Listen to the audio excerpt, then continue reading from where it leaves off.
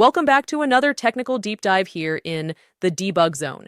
Today we're tackling a big question and breaking it down with insights from other users.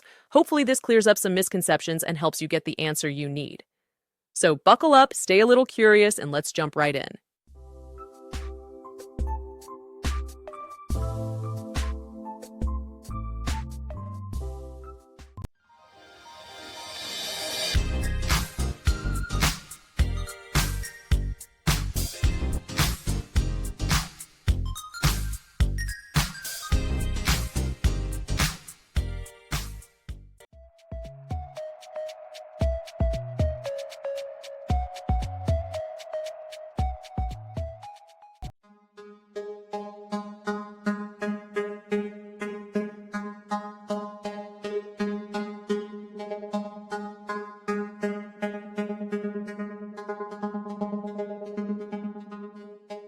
And that's a wrap.